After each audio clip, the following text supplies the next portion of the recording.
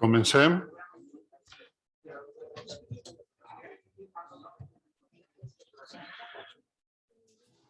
Tinc el gust de presentar a Remei Perpinyà Morera, que és professora titular de la Universitat Autònoma de Barcelona i de l'Escola Superior d'Arxivística i Gestió de Documents.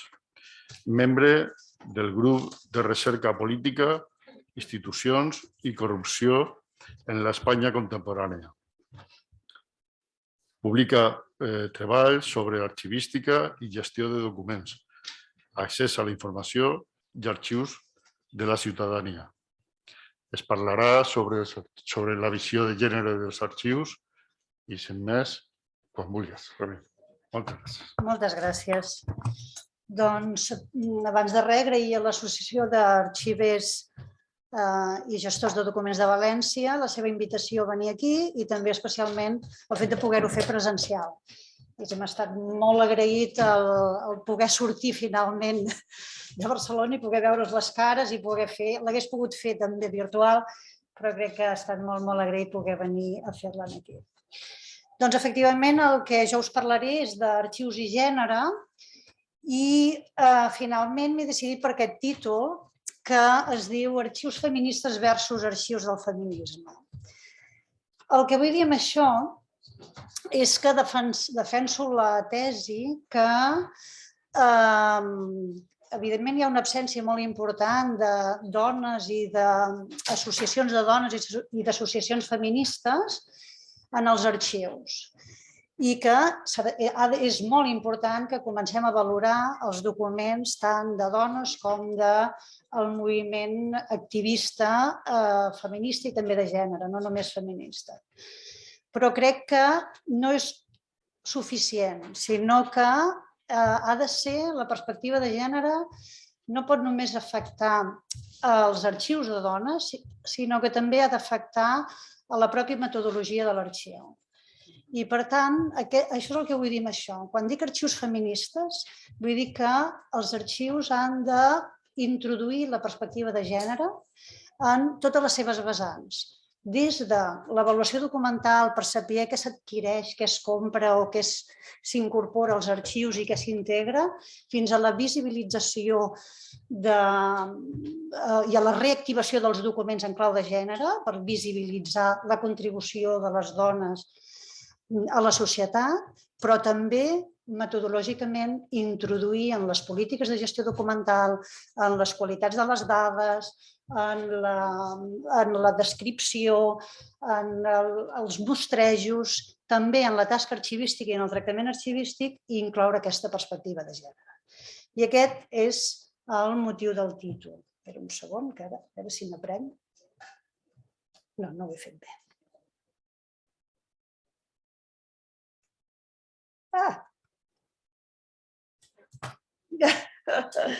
Ni deia. Espera. A veure.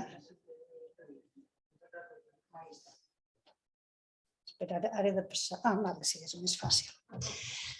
I de què parlaré? Primer parlaré d'arxius, memòria i gènere. Després us parlaré de l'absència de les dones en els fons documentals d'arxiu, però com, en canvi, aquesta absència que hi ha hagut no té res a veure amb el fet que sí que les dones han estat... N'hi ha hagut moltes dones com a arxiveres dins dels arxius, que seria el punt número 3 que diu dones en arxius, aquest rol de custòdia. Per tant, hi ha una diferència molt important entre el fet que no són subjecte arxivístic, però en canvi sí que han ajudat i han contribuït com a arxiveres a custodiar, diguéssim, els fons i els arxius de la societat. Al punt número 4 veurem com tant els arxius del feminisme com del col·lectiu LGTBIQ són absolutament absents en aquests arxius i per això els he titulat són els outsiders dels arxius oficials. En el punt número 5 és on defensaré que cal que el tractament arxivístic incorpori la perspectiva de gènere i el que us comentaré en el punt número 6 són algunes iniciatives per un full de ruta, algunes iniciatives en clau de gènere que ja s'estan donant i que són molt interessants. És cert que Els arxius són el reflex de la societat, de manera que ara, en una societat en què la perspectiva de gènere és molt, molt important, els arxius cada vegada més han incorporat o estan reflexionant o estan fent iniciatives en aquest sentit. Enguany, només el 2021, crec que hi ha hagut diverses conferències en el que es comenta el tema d'arxius i gènere. Un exemple és el que ara estem veient, però no és l'únic. És a dir, aquest mes de setembre n'hi ha hagut, el mes de novembre també n'hi ha hagut, en diversos arxius. I aleshores això vol dir que és un tema que realment és molt important en aquests moments. Bé, ens ho ha dit el doctor Baldó, Marc Baldó, i jo començo la meva conferència dient això, que els arxius no són neutrals. Per tant, aquella consideració que teníem de que els arxius contenen la veritat i que els documents són prova dels fets, efectivament, moltes vegades sí, però també hem de tenir la consideració i hem de saber que els arxius el que són espais de memòria. I en tant que espais de memòria són construccions polítiques. És tal qual ho ha explicat el doctor Baldó. I els arxius són el resultat de conservar aquesta memòria hegemònica. I, per tant, ni són imparcials, ni els documents tenen la veritat, ni els arxivers són neutrals. Us ho he posat amb els termes de Terry Cook i de Schwartz quan diuen que els arxius són construccions socials. El que es decideix que s'ha d'arxivar és el que en cada moment o reflecteix el que la societat pensa en cadascun dels moments. Crec que és molt interessant aquí el concepte d'arxivalització. Aquest concepte d'arxivalització, que el descriu Ketelaar arran de Derrida, de Jacques Derrida, ell el defineix d'aquesta manera: l'elecció conscient o inconscient determinada per factors socials i culturals per considerar que una cosa té suficient valor per ser arxivada. Només arxivem allò que considerem que té valor. Per tant, hi ha moltes coses que no s'arxiven. I és per això que l'arxiu és una construcció social. I qui decideix que s'arxiva? Molts agents. Segurament, si en féssim una anàlisi més completa, encara n'hi haurien més, però aquests tres són els que tenim en mente. Prenen les decisions els productors, les mateixes persones, organismes que creen la documentació, decideixen què és el que enregistraran i què no enregistraran. A vegades les decisions es prenen per telèfon i això no s'enregistra, o a vegades es decideix que s'ha de fer un acte. Per tant, en aquest primer moment ja es pren la decisió sobre què és important per arxivar o no. Els custodis, aquells que conserven aquesta documentació, també decidiran què és important i què no és important per conservar. I els arxivers i arxiveres, i els que no són neutrals, i per tant les polítiques d'arxius, doncs conserven en funció de quina és la valoració del patrimoni que es fa en cada moment.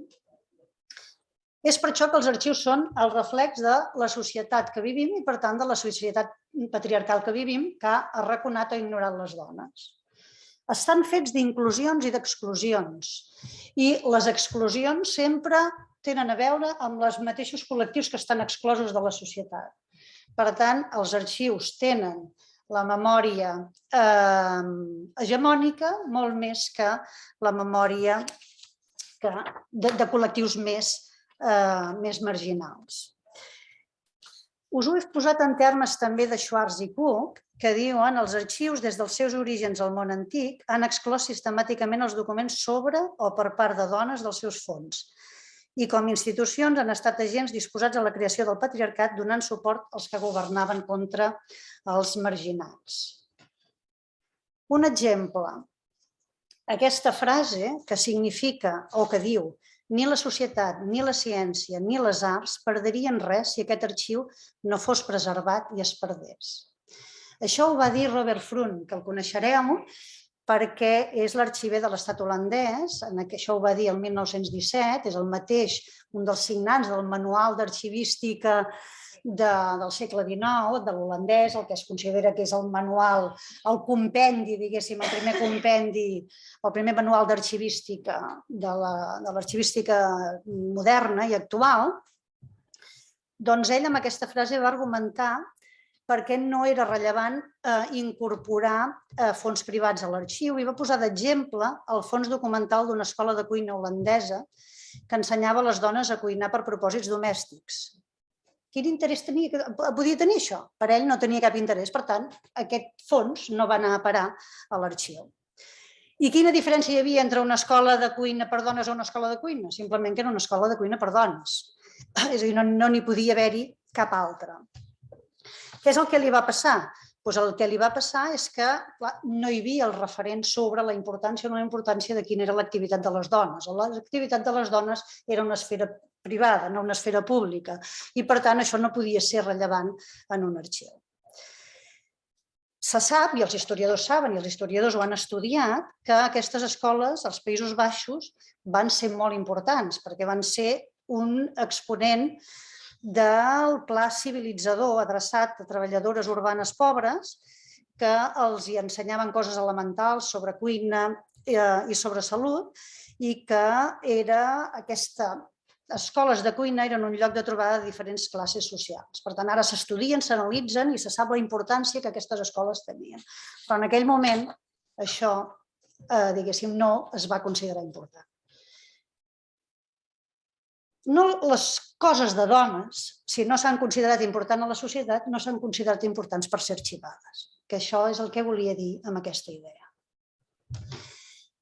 Trobarem també que aquí el que hi teniu és unes reflexions d'Elisabeth Gellin, que ella és una sociòloga i investigadora social argentina que treballa temes de drets humans i de memòria i gènere. Aquesta reflexió les fa en un llibre que es titula Els treballs de la memòria o Los trabajos de la memoria, i ella comenta coses interessants. Una que comenta és que hi ha una diferència entre la memòria dels homes i de les dones i que les memòries dels homes, sobretot ell el que analitza és la memòria sobre la repressió. El que fan els homes és descriure fets, fets de tortura, fets de violència política. La idea i l'objectiu és aconseguir la reparació, aconseguir justícia. I aleshores aquests fets habitualment dels homes es troben en testimonis judicials, en informes periodístics.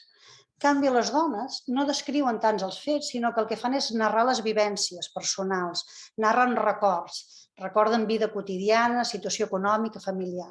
Tant són memòries diferents, alguna que ha quedat més enregistrada, mentre que l'altra no ha quedat enregistrada.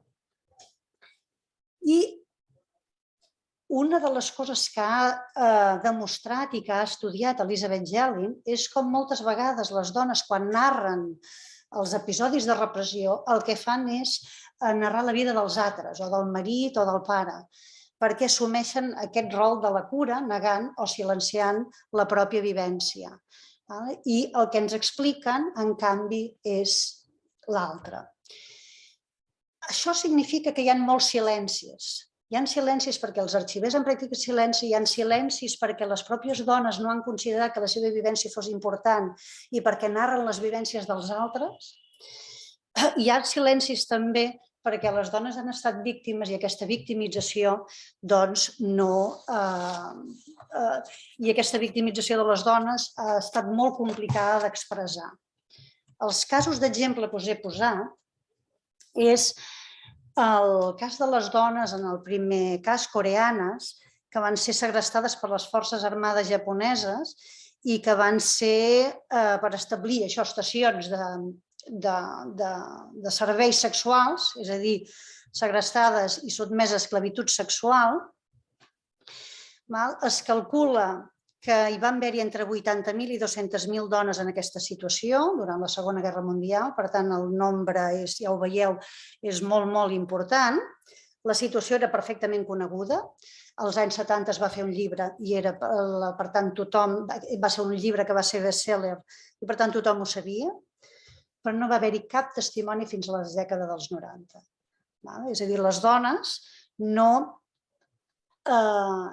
s'atrevien a parlar i, per tant, fins que no va ser redefinit com un crim, elles no van parlar i no van començar a sortir testimonis d'això. Clar, si no parlen i no hi ha testimonis, no es pot tenir en els arxius.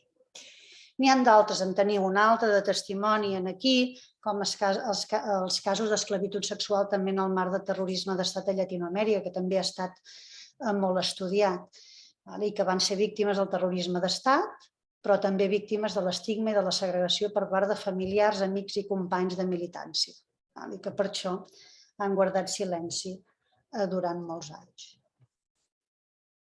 Però les veus de les dones compten i han de comptar perquè expliquen històries diferents a les dels homes i, per tant, cal que els arxius obrin aquesta pluralitat de punts de vista i que entrin als arxius narratives diferents, no només narratives oficials o no només narratives de fets, sinó que també puguin entrar narratives centrades en la militància política, en el sofriment de la repressió, basades en sentiments, en subjectivitats.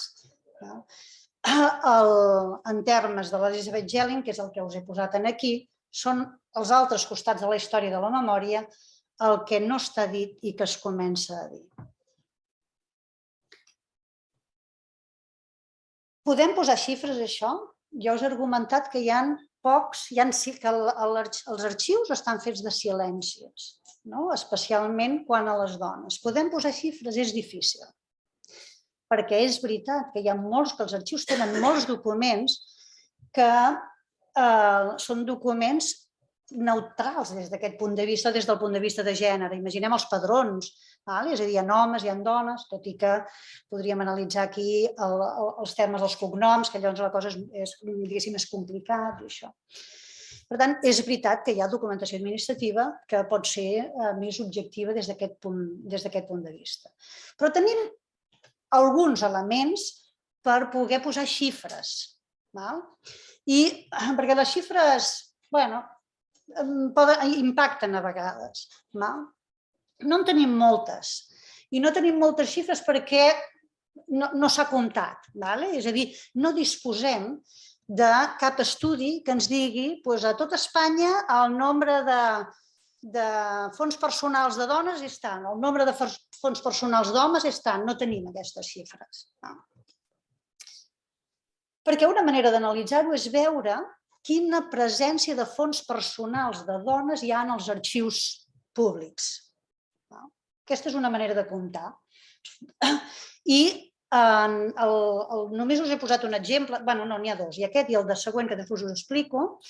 Aquest exemple és d'un treball final de màster de l'Escola d'Arxivística de la Paula Gomila, que va merèixer un premi, i ella el que va fer és un projecte per visibilitzar la dona com a productora de fons, un projecte de geolocalització, i per poder fer aquest projecte de geolocalització va comptabilitzar quants fons d'homes i de dones hi havia a arxius en línia, al portal d'arxius de la Generalitat de Catalunya.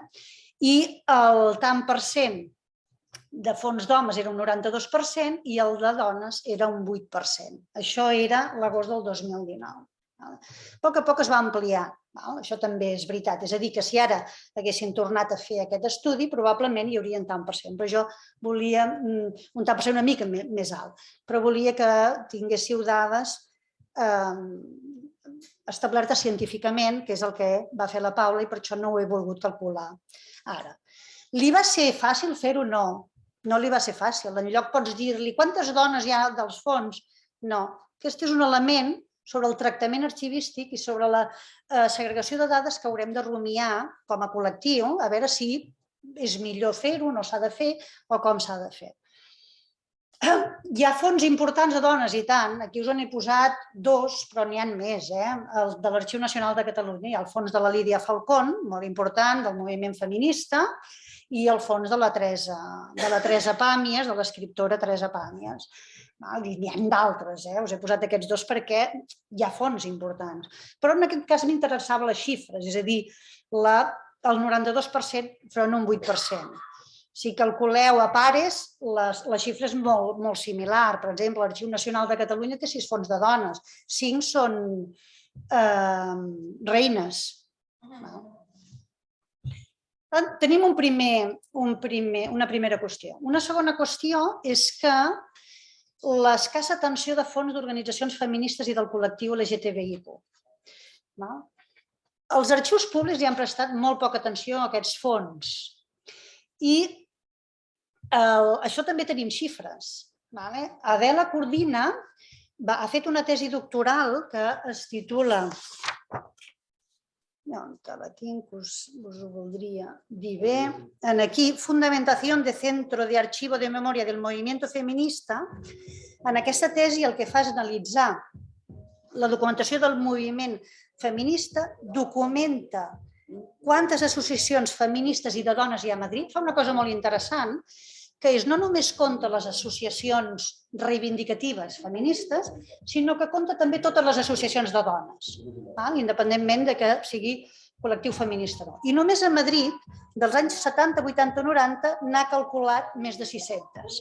600? No, al voltant de 600, 576. I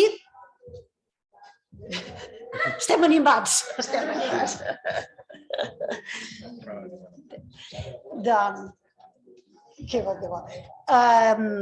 Què anava a dir-vos? I, en canvi, quina quantitat d'això està en arxius públics?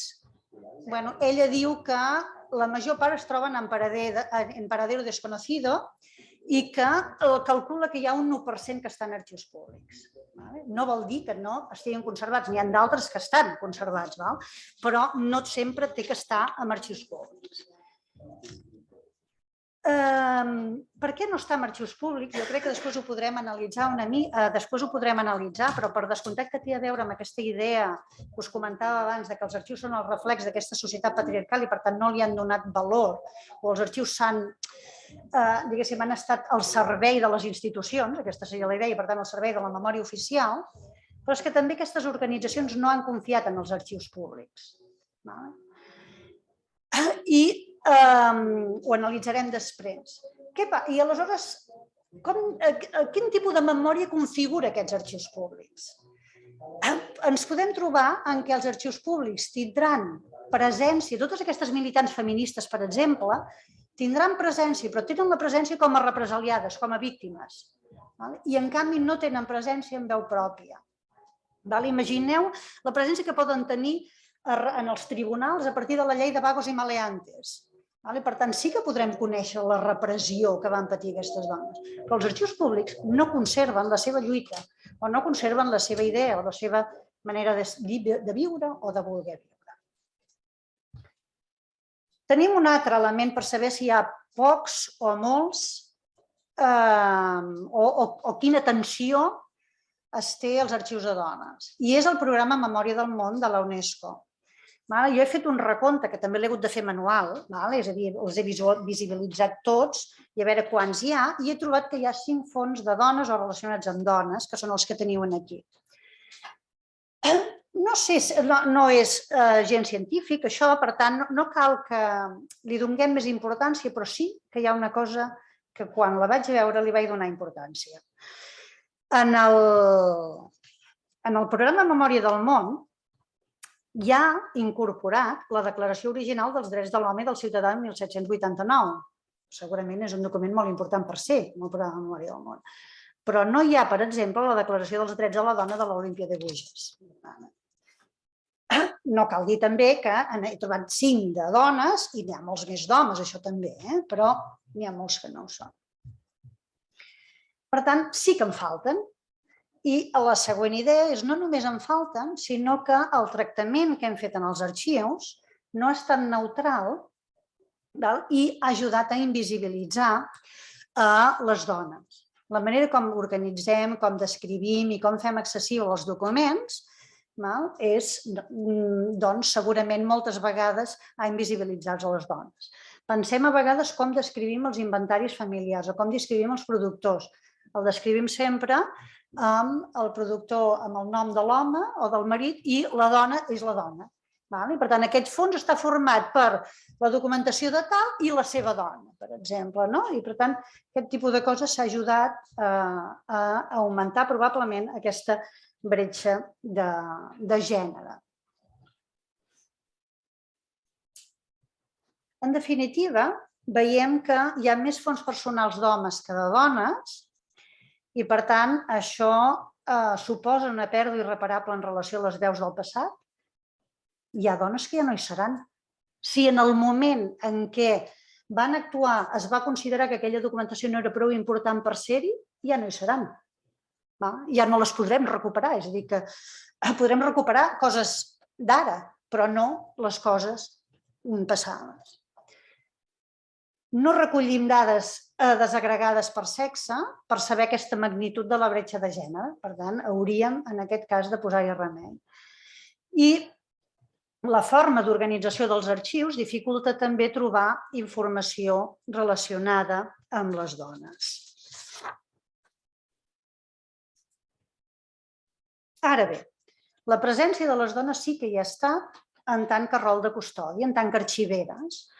Aquí la primera foto que teniu és la foto de la primera dona que va entrar al cuerpo facultativo de archiveros, bibliotecarios y arqueólogos. Ella és la Angelita, li deien Angelita García Ribes, i aquesta és la foto que va sortir a l'ABC, al diari ABC, quan ella estava en el Tribunal d'Oposicions. És a dir, va sortir en portada la idea que va ser la primera dona que es presentava en Tribunal d'Oposicions, que va guanyar i va estar un període molt, molt breu de temps a l'Arxivo General Central de Alcalá de Henares i després ja directament va anar a la Biblioteca Nacional. Va ser molt pocs mesos arxivera, però ho va estar. N'hi van haver-hi moltes més i, de fet, si us agrada el tema, podeu veure quines són les arxiveres pioneres a l'administració en una exposició virtual que fa Pares, que fa la Subdirecció General de los Archivos Estatales, i aquí en teniu una foto, diverses que us he fet.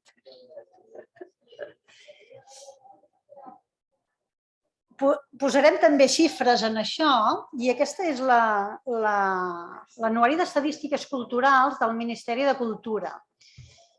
He marcat les del 2020 i, per tant, aquí el que hi tenim és el personal adscrit als arxius estatals. I hi ha, per exemple, l'any 2020, d'un total de 536, hi ha 293 homes i 243 dones. Això significa un 45% de dones. El que és curiós d'aquí és que em van sorprendre les xifres fins que vaig veure, perquè vaig pensar que és raro que hi hagin més homes que dones. I és perquè està barrejat el personal del Ministeri de Defensa amb el del Ministeri de Cultura. Si només us digués el del personal del Ministeri de Cultura, els tinc aquí, aleshores no tinc les xifres exactes, però llavors ja són moltes més dones que homes. Majoritàriament són més dones que homes i això ho veiem també en el personal d'arxius a Catalunya, que hi ha més dones que homes de tècnics arxivers. El que no sabem, perquè no ho expliquen a cap d'aquestes estadístiques culturals, és les posicions de directius. Si en les posicions de directius hi ha més homes que dones. Ens ho podem imaginar, però no hi tenim les xifres. Les estadístiques no ho recullen. Però segur que ho podem veure, és a dir, en molts sectors. Per exemple, a l'Associació d'Arxivers de Catalunya, doncs, les presidències sempre han estat per homes, excepte una de les presidències que va ser d'una dona, de Mariona Coromines, però la resta han estat sempre homes. Però això vol dir que ens cal, suposo que després a la conclusió ho veurem, la idea és que ens calen xifres, hem de saber a veure de què va. Per tant, rol de custòdia, és a dir, no són subjecte arxivístic, però sí que fan aquest rol de custòdia. Aquest rol de custòdia no només és la seva presència com a arxiveres, sinó que també en moltes ocasions, i aquí també ens caldria xifres, les dones el que han estat és conservar els documents dels homes. I per tant, moltes donants de documentació als arxius són dones. I aquí hi ha xifres, per exemple, en els museus. Moltes donacions a museus són fetes per dones que el que fan és donar la producció del marit o del fill o del pare o l'altre element, molt important, els arxius del feminisme i del col·lectiu LGTBIQ, que els he anomenat els outsiders, perquè no tenen presència. Ens ho deia l'Adela Cortina en la seva tesi doctoral i no hi ha presència als arxius públics. El fet que no hi hagi presència als arxius públics vol dir que ells no s'han preocupat dels seus arxius? No, i aquesta és una paradoxa. Els moviments feministes i de reivindicació han estat molt dinàmics en la creació d'arxius per protegir la seva memòria individual i la seva memòria col·lectiva, la que ells volen crear com a col·lectiu de les seves activitats. Per tant, els primers arxius del feminisme, si els hi voleu dir així, ja neixen als anys 30. Simultàniament, als Estats Units d'Amèrica i Europa. Aquí teniu dos d'aquests arxius que es van crear en aquell moment, tots dos creats a l'any 36, un als Estats Units, el World Center for Human Archives, i un altre, el que ara s'anomena ATRIA, Institut per a la Igualtat de Gènere i Història de les Dones, creat a Amsterdam. I quina era la seva idea? La voluntat inicial va ser recol·lectar el testimoni de les seves activitats reivindicatives. I no només el testimoni de les activitats reivindicatives, sinó sobretot crear una biblioteca amb la producció cultural i científica de les dones. Se sentien exclosos de les biblioteques i se sentien excloses dels arxius. Per tant, la creació dels arxius forma part de la seva reivindicació en tant que moviment feminista. És molt important la idea aquesta perquè, a més, dona valor a l'arxiu com a empoderament de l'actuació, diguéssim, feminista.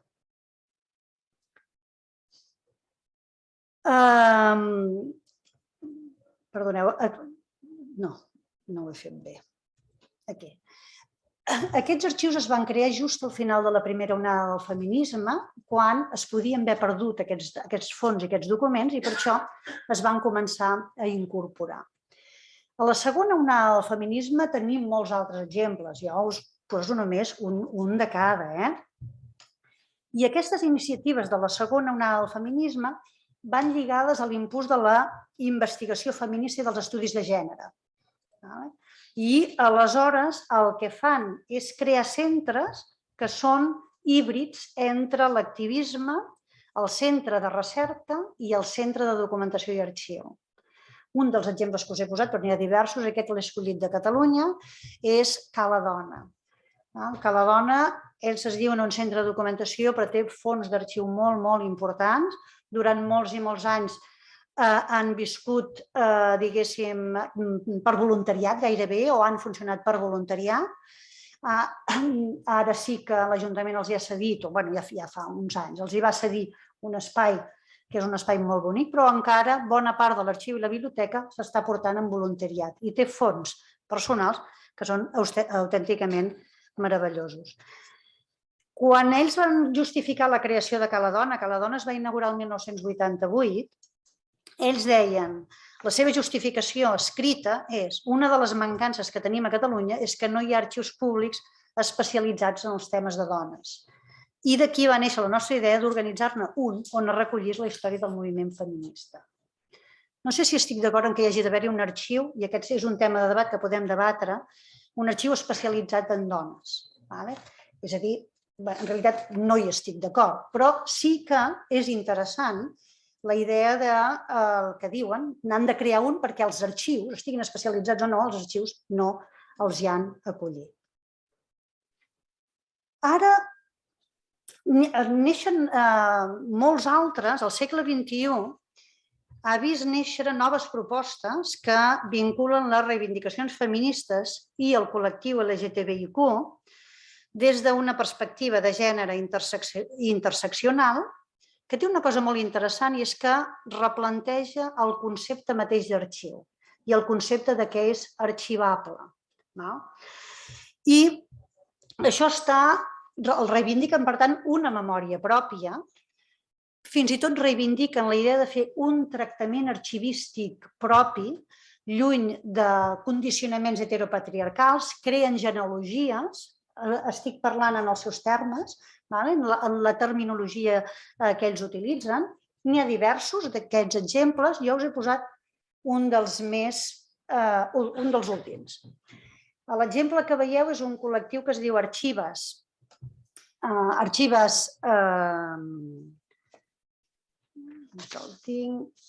Fils Feministes, ara. Es diu Fils Feministes i el col·lectiu es diu Fils Feministes, perdó. I han creat un arxiu que li diuen Arxiva. Per això, amb el joc aquest d'arxivem en femení, per dir-ho així, aquesta és la idea. I el que volen fer ells és o el que estan fent, el que volen perquè ja està en marxa, ho van presentar el 6 de març del 2020, per tant és una cosa realment molt nova, doncs és una recerca documental històrica de fonts escrites orals, molt important la idea de fonts orals, ho deia també el doctor Baldó. Ara ell deia, ara ja no n'hi ha, per tant ens hem de refiar del document escrit, i a mi m'ha fet pensar i dir, els arxius ens hi hauríem de posar amb això perquè no es perdessin aquestes memòries. Per tant, una de les coses que podríem fer també és recollir testimonis orals. Ser més proactius, segurament després ho veurem. Aquesta idea de recollir testimonis orals. Això és el que fan elles. És a dir, volen crear un arxiu de la història del feminisme a Catalunya dels anys 60, 70, 80 i una de les coses que fan és, entre moltes altres, recollir testimonis orals. I, sobretot, la idea és també gestionar aquestes memòries des del concepte d'arxiu que critiquen i des d'aquest concepte d'arxiu amb una genealogia pròpia. Ells diuen proposar noves formes de visualitzar les narratives feministes basades en el concepte de genealogies feministes. Han dissenyat un software anomenat GenderNow, Querying the Archive, un projecte transmedi performatiu que concepta l'arxiva, en femení, com un espai interactiu viu, lliure de codis heteropatriarcals, habitat per cossos i subjectivitats múltiples que relacionen passat, present i avenir. La idea és fer-ho en veu pròpia. La idea és entrar als arxius en veu pròpia, parlar dels sentiments, parlar de les festes, no parlar només de la repressió, sinó poder configurar aquesta memòria col·lectiva de la manera que ells creuen que ha de ser. No ho faig bé. Què ens ha ensenyat el feminisme? Jo crec que n'hem d'aprendre. El fet que ells hagin creat en les diverses onades del feminisme, han anat creant arxius que tenen diverses consideracions, diverses formes, jo crec que això ens ensenya diverses coses. El primer que veiem és que el moviment feminista ha creat centres de recerca per la marginalitat en què la situen els organismes oficials. I per tant això ens ha d'alertar i ens ha de fer canviar els nostres arxius. L'altra cosa que crec que hem d'aprendre és que del moviment feminista ells entenen l'arxiu com a essencial per a les reivindicacions del seu col·lectiu, perquè l'arxiu els ajuda a consolidar la seva identitat i a modelar la memòria en veu pròpia. I aquesta modelar la memòria en veu pròpia la tenen, sobretot a partir d'aquestes propostes que ha vist néixer al segle XXI, des d'aquesta perspectiva de gènere interseccional. Hi ha un comentari molt interessant de l'arxiu d'Àtria, del que heu vist que es havia creat el 1935 a Holanda i que encara continua i que recupera fons de dones. Ells van fer una reflexió molt interessant l'any 2008 i se'n van donar compte que en realitat el que estaven conservant només era fons de dones blanques de classe mitja i que eren molt reivindicatives i que tenien una presència pública molt important.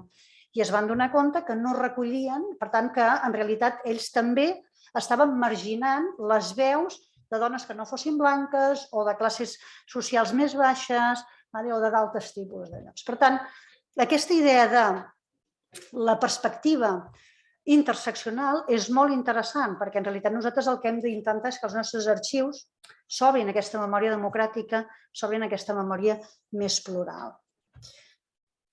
El següent, replantegen el concepte d'arxiu i del que és arxivable. No només l'oficial, sinó també el personal.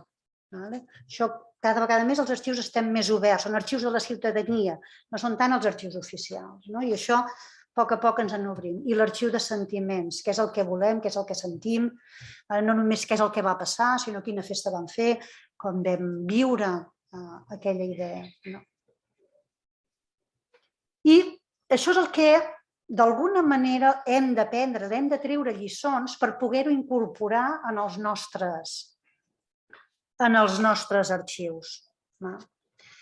I el que hem de fer és incorporar polítiques d'igualtat i perspectiva de gènere en els arxius. I per això jo en dic arxius feministes, a tots nivells, a les polítiques, a les metodologies, a les estadístiques, als estudis teòrics. I hem de començar, diguéssim, a fer-ho en aquest sentit.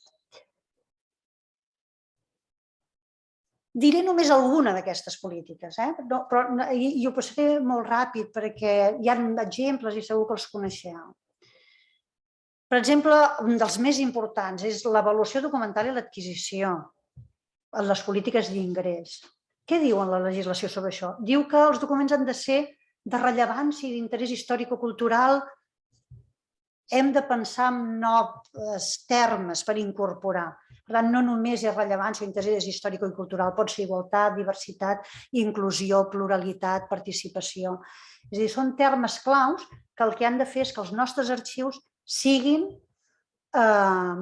representin a la globalitat de la societat i, per tant, puguem tenir-hi a tothom representat. I perquè això sigui així, ha d'estar escrit. Si no està escrit, no es pot fer. Per tant, els arxius han de fer una política d'avaluació o una política d'adquisicions que estigui escrita. Si no, no es fa. I no és només una qüestió d'avaluació, és una qüestió de tractament tècnic, la metodologia. La metodologia és molt important, la metodologia importa. El concepte de productor és un concepte de productor, és molt patriarcal segur, és a dir, per nosaltres els productors és organisme, famílies i persones. És a dir, que aquest concepte de família, doncs, potser l'haurem de revisitar o l'haurem de mirar. O sabem, per exemple, que han començat a sortir noves idees de productors. Ara es parla de productor col·lectiu, o es parla de cocreadors, de coproductors, perquè intervenen molts agents en la creació d'un document i potser haurem de començar a veure com podem amalgamar-ho. O la descripció en perspectiva de gènere. Per tant, hi ha algun projecte sobre la importància de només simplement utilitzar el descriptor dona, per exemple, per poder-ho incorporar, o d'altres. És a dir, descriure de manera que es visibilitzin les dones. Revisar metadades, ús no sexista del llenguatge, revisar les propostes de mostreig, per exemple. Normalment les propostes de mostreig es fan cronològiques, potser hi ha altres maneres de fer propostes de mostreig, que s'hi podria incorporar, com us deia, aquesta mirada de gènere interseccional. O que sí que això es comença a fer, i especialment en els últims anys ja comencen a haver-hi moltes coses que visibilitzen els fons de dones, però es pot treballar en aquest sentit, fer guies de recerca, intentar explotar les dades, etc. I incorporar-ho en el servei d'arxiu, per tant, establir plans d'igualtat, nomenar responsables d'igualtat. És a dir, potser no tots els arxius poden establir, potser tots poden establir plans d'igualtat i, de fet, tots poden establir responsabilitats d'igualtat. Tots. Diguéssim, i aplicar-ho no només als fons i al tractament, sinó també aplicar-ho a la pròpia gestió del servei. I a la gestió de documents i de les dades. També la gestió de documents i de les dades s'ha d'aplicar aquesta perspectiva de gènere. Aquí us hi he posat dos documents. El primer document és el Feminist Data Manifest No, és de Marika Cifor de la Universitat de Washington i Patricia García i d'altres col·laboradors seus, que és un manifest, un conjunt de declaració perquè el tractament de les dades es faci des d'una perspectiva feminista. Aquesta és la idea. Marika Cifor, no sé si la coneixeu, però ella ha escrit diverses coses sobre arxius i dones o arxius feministes i, per tant, és un referent, diguéssim, en aquest camp. I aleshores aquest és, com el seu nom indica, és un manifest, per tant, és molt combatiu. Podeu fer-ho.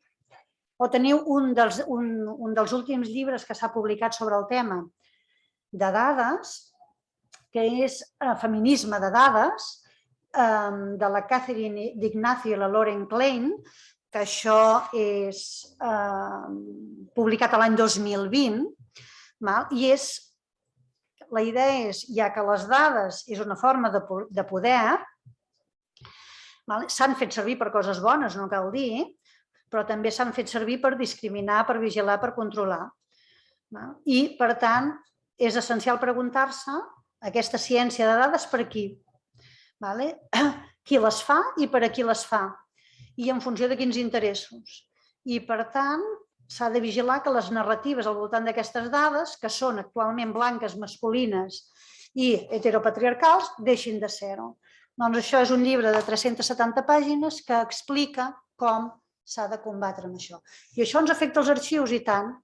Ens ho ha explicat la Cena Celes, no sé si ho pronuncio bé. Ella ens ha dit la importància que els arxius hi ha en la gestió de les dades. Encara que nosaltres estem a l'inici d'aquesta gestió de les dades. Per tant, quan gestionem dades i quan treballem sobre qualitat de dades, per exemple, doncs haurem de veure si en aquesta qualitat de dades, com es recullen aquestes dades, quines es recullen, i aplicar-hi, diguéssim, aquesta perspectiva de gènere. Però, a més, molts arxius treballem imbricats a les nostres institucions. I, per tant, aplicar la perspectiva de gènere en els nostres arxius, en la nostra gestió documental, en la nostra gestió de les dades, ho estem fent dins de les nostres institucions. I, aleshores, això vol dir que ha de ser un diàleg que retroalimenti. Hem d'incorporar la perspectiva a l'arxiu, a la gestió de documents i a la gestió de les dades, però alhora hem d'incorporar els arxius i la gestió de documents en les polítiques de gènere de les institucions. Per exemple, no sé aquí com ho teniu, però l'Ajuntament de Barcelona, i ara potser aquest any es comença a canviar, però la política de gènere de la institució de l'Ajuntament de Barcelona, tan gran com l'Ajuntament de Barcelona, no s'esmenta a l'arxiu. No s'hi esmenta a l'arxiu. És que l'arxiu no té política de gènere?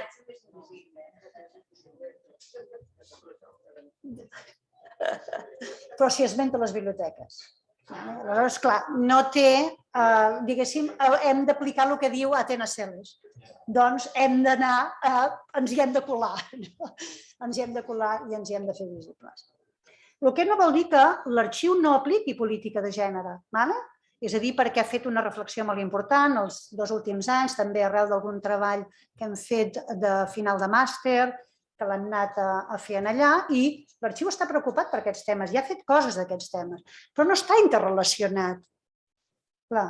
I aleshores és molt important reconèixer que les institucions reconeguin que la política de gènere s'hi ha d'incloure l'arxiu, perquè els documents són el reflex de la seva institució.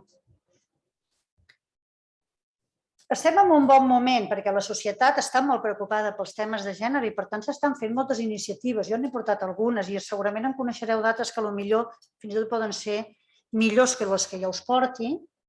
Ja què em queda. Però jo us n'he portat algunes que intentaré explicar-les relativament ràpid. Per exemple, us he ensenyat abans el programa de la Memòria del Món i us he dit que n'hi havia pocs de dones, hi havia alguna absència notòria, diguéssim, com la Declaració del Dret de les Dones de l'Olimpia de Bruges. Doncs el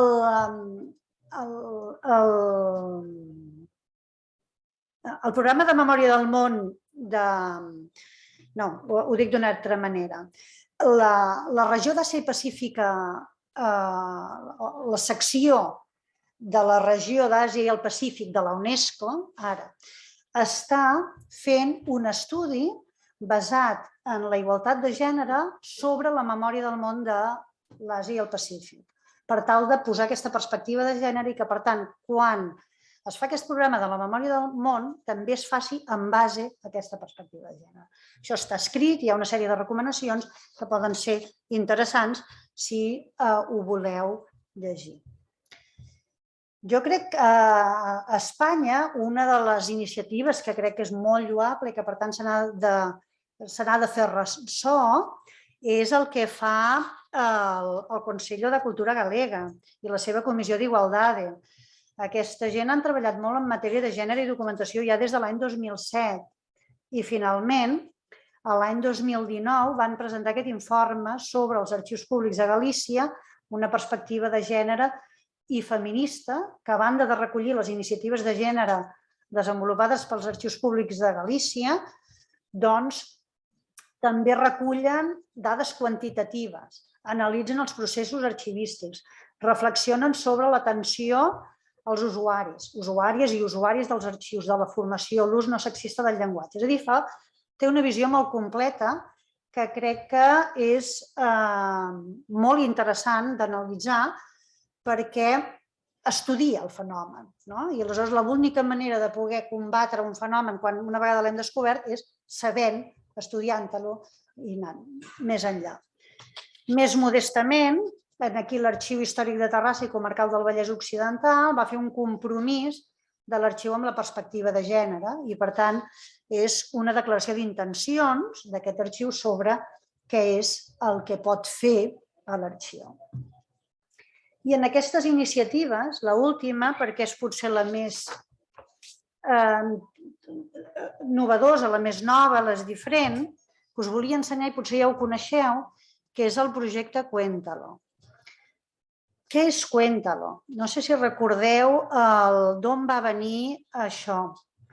Segurament sí que recordeu la sentència, el que es va conèixer com a la sentència de la Manada, que va ser la sentència de l'Audiència Provincial de Navarra, quan va jutjar per violació múltiple a una dona, va jutjar 5 homes per violació múltiple a una dona, i la sentència no els va condemnar per violació, sinó només per abús sexual continuat, i només els hi va posar 9 anys.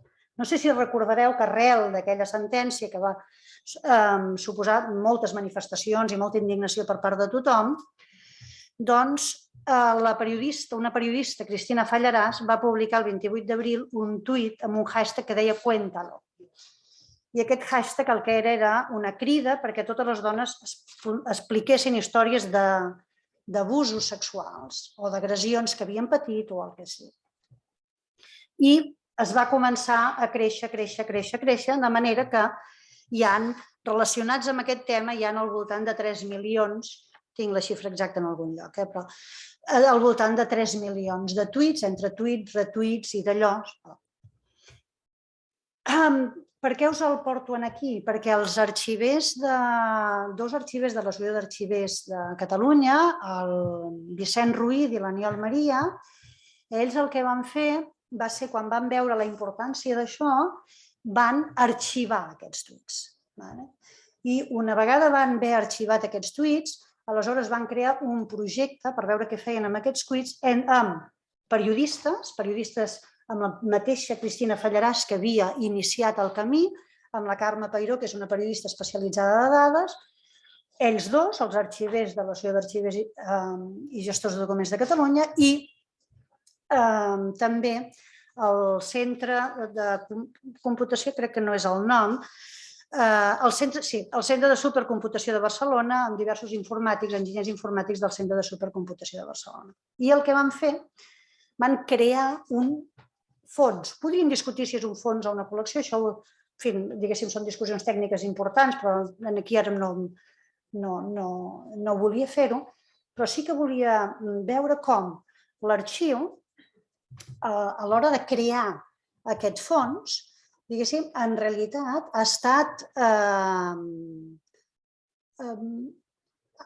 estat un projecte transformador d'això propi.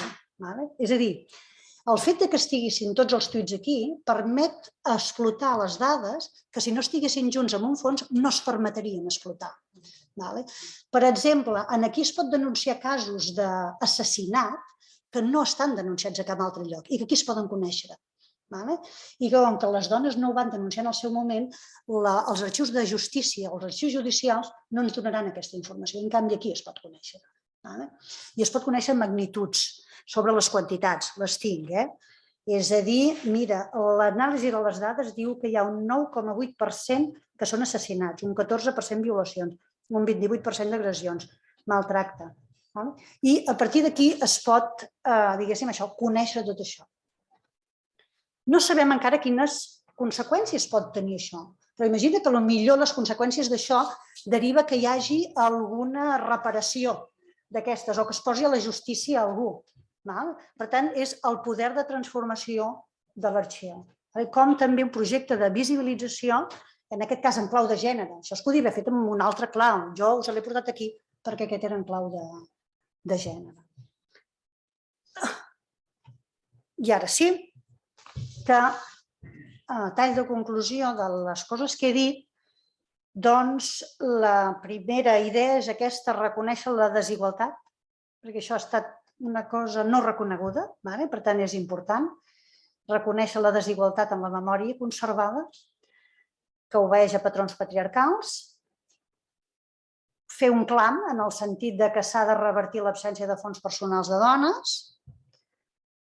Una cosa encara més important i que no hem discutit abans i que jo em volia fer un comentari, per tant el faré aquí, que els arxius públics s'han de convertir en centres de confiança per l'activisme feminista i LGTBIQ. Hi ha propostes per crear centres del feminisme. Hem de crear centres del feminisme? No és suficient. Són els arxius els que han d'obrir els seus arxius a aquests centres.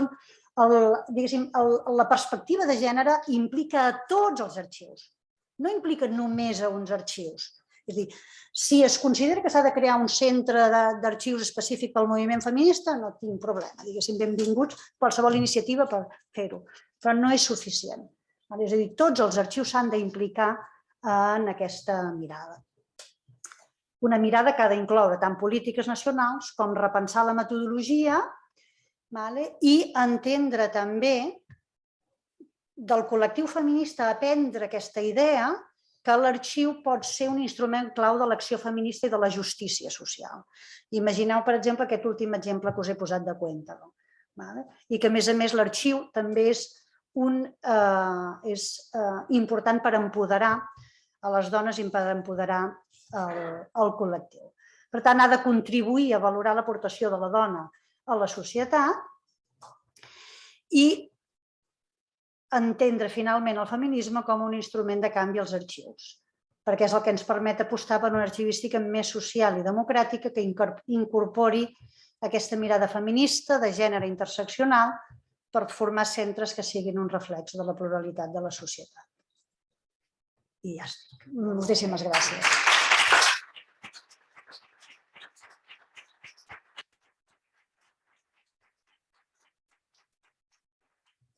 Donar-te les gràcies i obrir un torn de paraules i de preguntes si algú vol alguna.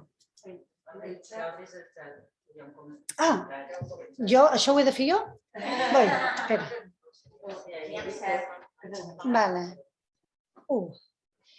De moment n'hi ha un, no és aquest, simplement. Diu que és ben cert que hi ha moltes dones donants de fons familiars dels seus pares, homes, sogres d'empreses. Les dones són o sou especialment sensibles en aquest tema perquè segurament teniu una càrrega extra d'altruisme i de consciència i una cosa per valorar molt positivament. Em sembla bé el comentari de que es valori positivament la idea de la importància que li han donat les dones a l'arxiu. I perquè això és així. El problema d'aquí és que no s'han donat importància a elles mateixes. I aleshores moltes vegades quan han creat associacions o no han cregut que la documentació que elles tenen sigui important. Jo crec que hi ha una idea clau del feminisme i és que els arxius no han de tenir coses importants, han de tenir el que té la societat. I si la societat fa una cosa, doncs farà allò. I és el que han de tenir. Potser segurament... Ai, perdó. No, ara xerrava massa. Com pots arreplegar aquest tipus de fons si elles se'l volen quedar? No hem parlat de l'activisme. No hem parlat de l'activisme, com pot ser? Crec que és l'única manera, i està molt bé la pregunta, és ser proactius en la recerca de fons. És l'única manera. És a dir, una de les coses més difícils d'això és que els arxius es converteixin en centres de confiança. Perquè els arxius s'acostin a la ciutadania. És a dir, que la idea és necessàriament ens paga l'administració pública o els arxius públics, diguéssim, estan finançats per l'administració pública, per tant som administració pública, però s'han d'acostar molt més a la ciutadania. És a dir, els ciutadans veuen més propers a les biblioteques que els arxius i no hauria de ser així. Els arxius són molt importants pels ciutadans i ho sabem, per tant, hem de ser molt més propers. Els atenem molt bé, però els atenem molt bé quan, diguéssim, les realitats potser són diferents, però, per exemple, a Catalunya a vegades hi ha fons que es donen a la Biblioteca de Catalunya i no es donen a l'Arxiu Nacional de Catalunya. Tenen més confiança a la Biblioteca de Catalunya que a l'Arxiu Nacional de Catalunya. No és que siga confiança només, jo crec que també és visibilitat. Consideren que els donants que donen a les biblioteques nacionals i tal, a la Biblioteca Nacional també passa, donen escriptors i tal, el seu arxiu personal, i el donen a la Biblioteca Nacional, el donen a l'Arxiu Històric Nacional. Una qüestió de visibilitat pública després. Estic d'acord. Per exemple, en el cas de Catalunya... Estic d'acord. En el cas de Catalunya, per exemple, amb això de la visibilitat que dius, és molt important el fet que tecnològicament l'inventari d'arxius en línia, que és l'inventari dels arxius, tecnològicament és més pobre, per dir-ho suaument, saps què vull dir? Que Memòria Digital de Catalunya que ho porten les biblioteques, que tecnològicament és molt bonic, és molt visual, clar, té una entrada diferent. Per tant, tu com a donant, si et diuen, si me'l dones a mi et posaré la Memòria Digital de Catalunya, dius, mira. I tu com a donant, si et posaré arxius en línia, dius, mare meva, què farem aquí? No, però jo el que sí que crec de cara al futur és que els arxius guanyarem per fi aquesta visibilitat, perquè com que el que tenim és inèdit i quasi ningú el coneix, quan de sobte descobreixen un document que il·lumina sobre alguna cosa, aleshores sí que se'm posa el focus ahí, no? I bueno, a lo millor ahí sí podem guanyar la visibilitat d'esta que de moment fa que se deriven els fons cap a altres llocs. És veritat, però hi hem de posar molt de la nostra part, perquè la no confiança... Estàvem parlant en aquests moments de fons de dones, però la no confiança, per exemple, és molt important en els col·lectius reivindicatius, independentment de que siguin feministes o no. Els col·lectius reivindicatius no confien en els arxius i no ho porten als arxius, perquè quan arriba als arxius no sabem visibilitzar aquella documentació. Clar, perquè fa falta inversió, està clar. S'ha d'invertir en difusió, perquè si no, la cosa no... I, per exemple, els arxius del 15M de Madrid no estan en un arxiu. Els arxius del 15M de Madrid han confiat en coses, però no estan en un arxiu. No pot ser, és a dir, els arxius hem d'obrir-nos a aquest tipus de coses i hem de fer-nos... Hem d'aconseguir que confiïn en nosaltres i una manera és que ens hi acostem el més possible. Jo tinc un cas pràctic i superrecent de la visibilitat dels arxius i en clau de gènere, en aquest cas.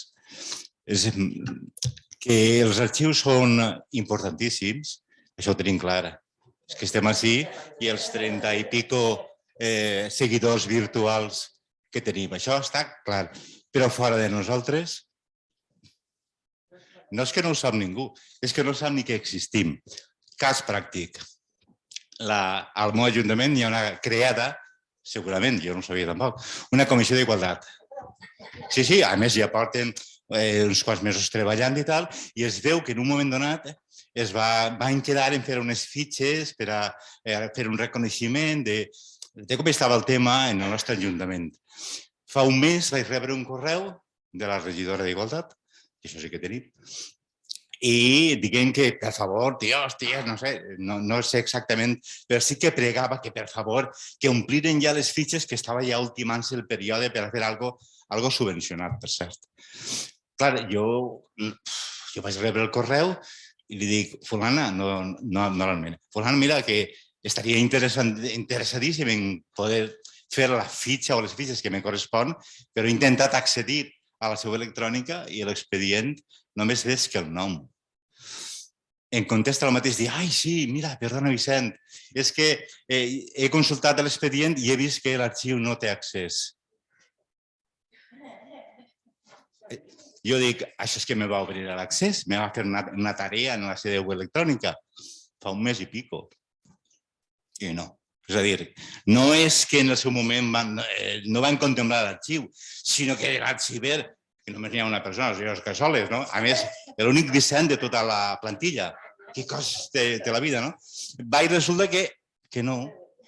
No és que no ho vam pensar, és que ara, després d'oferir-te i dir, escolta, mira, que si te va oblidar, jo no sé res d'això. No t'apunten. Doncs si vostè no me vol apuntar, tranquil·la, que jo tinc un muntó de cavalls als que pujar-me perquè feina en tinc barbaritats. Que és el que passava abans en lo del Marc Baldó. Para, historiador, que nosaltres estem per tu, pel secretari, per el tècnic i per l'administrat, estem per tots. Ens exprimiu al màxim a un estrès impressionant, com que resulta que el teu és administrativament menys important que el dels altres, la teva feina, la teva búsqueda dels paperers que tant te fan falta, la tinc que fer per les vesprades, que no treballo jo per les vesprades, com vosaltres, suposo que esteu treballant de matí, i algun dissabte de matí, i després, tio, que t'he enviat la documentació digital a una resolució que te cagues, que el correu de l'Ajuntament no la suporta i te ho envia en el meu Gmail, i després ni me nomenis, ni me convides a la inauguració de l'exposició, ni siquiera tens la decència de dir, escolta, senyor alcalde, fas el favor, posa un calefactor en la merda d'arxiu que té vostè allí, un calefactor que anirà l'altre dia i en què han mocat els ous. Res en absolut. Aleshores, arxius visibles, joder, que de puta mare. Una merda, una nau industrial entre un polígon de xinos. Quasi 40 anys de professió. És el que hi ha. És a dir, que voluntat n'hi ha, però és que la pròpia administració, i en aquest moment que la majoria de dones copen puestos de decisió en l'administració política, tampoc donen passos que digues, hòstia, si nosaltres estem oberts a rebre qualsevol tipus de fons, no el de l'LGTB, que tinc un familiar molt implicat, que bo, la Càmera Agrària, el jutjat de no sé què, el taller de Renault que acaba de tancar, si estem encantadíssims de rebre. Si nosaltres voldríem tindre una quantitat de fons impressionants per tindre 50.000 usuaris tocant a la porta. Però, joder, és que no n'hi ha, és que on estem? I si t'has que explicar, no, sí, és el carrer de l'aviació, hòstia, això són xinos, sí, són xinos, enfront del bar industrial. I si és que som aquí del poble, si el nostre és tan cutre que dius, hòstia, tota una carrera i un munt de cursos i de famílies per fer aquesta merda de feina. Com soc home, en canvi, dic mal. I escolta, només tinc que dona, filles, mare, ties, netes, jo no tinc ningú home a la meva vida de moment. Ja està. Per això serveixen els congressos, això està bé, per poder expressar el que un creu i per poder queixar-se, i tant, i tant.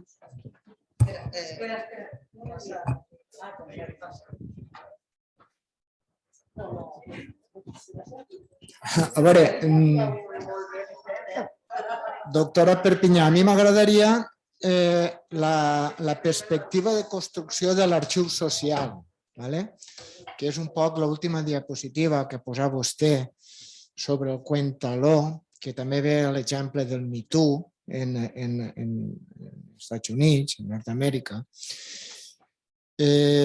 Estadísticament, les usuàries digitals són més dones que homes. que interactuen en l'administració electrònica i que tenen aplicatius i que tenen interacció via internet, normalment són més dones que dones.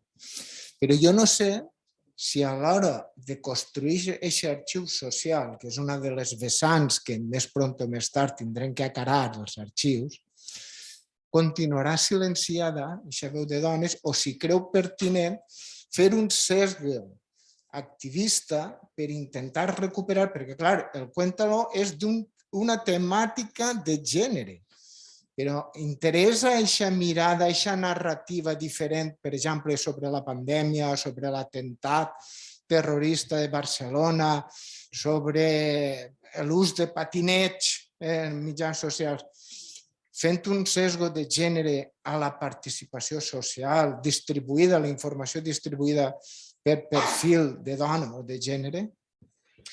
Jo crec que aquí hi ha dues coses. Una és la idea aquesta de l'arxiu social, o que a vegades també es diu l'arxiu de la comunitat, que és el que hem vist en el cas del col·lectiu feminista. La gent ha de participar en la idea de què vol arxivar. Aquesta és la idea.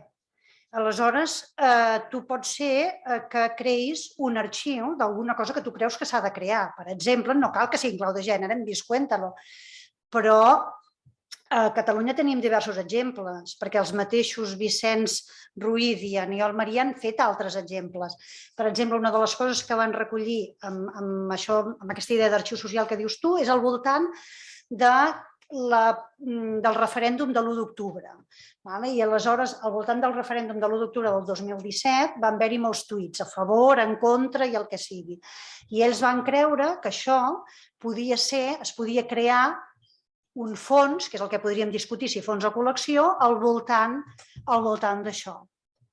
Llavors, aquí veiem la idea de l'arxiver activista i que, per tant, està aplicant els seus valors, els seus valors culturals, morals o el que sigui, en una cosa que ha considerat important. Quan aplicaràs tu perspectiva de gènere a això? Si tu vals amb aquesta idea, quan tu vulguis, doncs, construiràs un arxiu perquè tu creus que en aquell moment és important. Jo crec que posa, diguéssim, fa present la idea que l'arxiu és una construcció social i per això m'agrada això. És a dir, ho ha set sempre, però abans no ho teníem present perquè semblava que era una cosa com molt oficial. Però la idea que tu crearàs l'arxiu que voldràs, com han fet les feministes, o com han fet l'Aniol amb el d'allò, això, jo crec que aquesta és la idea. I què hem de fer als arxius? Els arxius són molt territorials, estàs en un municipi, som molt territorials, per tant, jo crec que l'arxiu és acollir allò que està fent els del teu voltant. I si els del teu voltant decideixen que ho faran això, doncs s'acollirà això. Si els del teu voltant decideixen l'altre, doncs l'altre. Però crec que cada vegada que crees un fons, diguéssim, estàs adoptant una posició ideològica claríssima. I per tant, tu vols que allò sigui memòria. La nostra memòria es conformarà en el futur en funció del que hi hagi en els arxius, perquè l'evidència continuarà estant en els arxius. I llavors tu estàs conformant la memòria de la manera que ho vulguis.